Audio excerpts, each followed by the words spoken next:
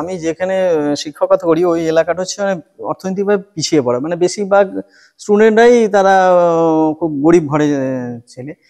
স্কুলে বেশিরভাগ সময় হয় কেউ খাতা আনছে না, পেন আনছে না লেখার জন্য, যখন জিজ্ঞাসা কি যে বাবা কিনে দেয়নি, মা কিনে দেয়নি, পেন্সিল নেই, এই জিনিসগুলো ঘটছে। তা আমি তখন ঠিক করলাম, আমি স্কুলে আমি করেছি এই মাস 3 হলো আমি করেছি যে স্কুলে একটা দোকান করলাম এবং দোকানটার নাম দিচ্ছি লোকসানের দোকান।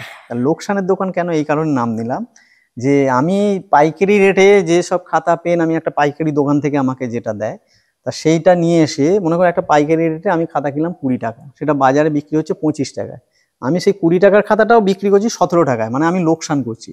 করে কি করছি, ছাত্রছাত্রীদিকে যাতে অল্প পয়সায় তারা পায় এবং কোনো সময় হচ্ছে তার খাতা নেই, সে এখান থেকে পয়সা আনে নেই, আমি এটাও করি যে হ্যাঁ আজকে তুমি পয়সা নেই, সেটা তুমি কালকে দিয়ে দেবে, খাতাটা নাও। এবং সেইটা চালায় কারা, সেটা চালায়, এটা হচ্ছে টিফিনের সময় হয়, টিফিনের সময় 1 ঘন্টাই দোকানটা খোলা থাকে এবং সেটা চালনা করে কিন্তু ওই ছাত্রছাত্রীরাই। বিভিন্ন ক্লাসের ছাত্রছাত্রীদের ভাগ করে দিয়েছে, আজকে এই 3 জন চালাবে, কাল ওই 3 জন চালাবে, তারা ওই দোকানটা খুলবে টিফিনের সময় এবং ছেলেরা লাইন ধরে ওই তাদের যা খাতা হোক পেন হোক, মানে শিক্ষা সংক্রান্ত সমস্ত ব্যাপার, জিনিসপত্র, খাতা পেন, জলের বোতল, ব্যাগ, যে জলের বোতল বাজারে 25 টাকা সেইগুলো আমি 17 টাকায় দিচ্ছি, এতে আমার লস হচ্ছে। এবং এই লোকসানের দোকান আরো নাম দিয়েছি, এর মাধ্যমেও আমি তাদেরকে একটা শিক্ষা দিতে চাই, জীবনে লাভটাই বড় কথা না, জীবনে লোকসানও করতে শিখতে হবে।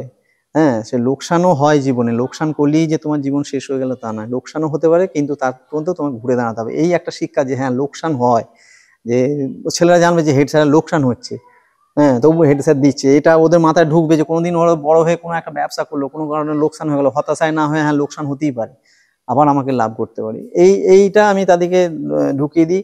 এবং আমার 2টো বোর্ড করা আছে যে নগদ নিলে কম দাম, ধারে নিলে বেশি দাম, এই জন্যই করে রেখেছি।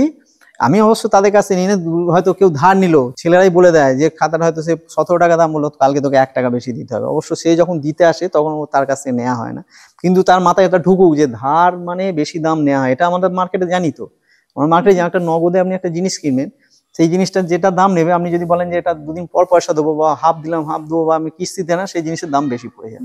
সেটা একটা শিক্ষা তার, যে হ্যাঁ ধারে নিলে দাম বেশি পড়ে, এইটা ছোটবেলা থেকে তার মাথায় ঢোকে। মানে আমার দোকানটাও চলছে, ছেলেদের উপকারিতাও হচ্ছে এবং তার মধ্যে শিক্ষাও হচ্ছে। মানে আমি সব সময় মনে করি যে জিনিসটাই করব তার সঙ্গে যেন তারা একটা শিক্ষা জড়িয়ে থাকে। অনেকে বলে স্কুলে তো দোকান করেছি, হয়তো ভাবলে দোকান করেছি, আরে দোকানটা কেন করেছি, কিসের জন্য করেছি, এবং এই দোকানটা হচ্ছে একমাত্র হচ্ছে স্কুলের ছেলে মেয়েদের জন্য, আদার্স বা স্কুলের বাইরে কোনো ছেলে মেয়ে এখান থেকে কিনতে পারবে না। সাবস্ক্রাইব করো অংশু নেটওয়ার্ককে। Anshu network, deeper stories, wider views.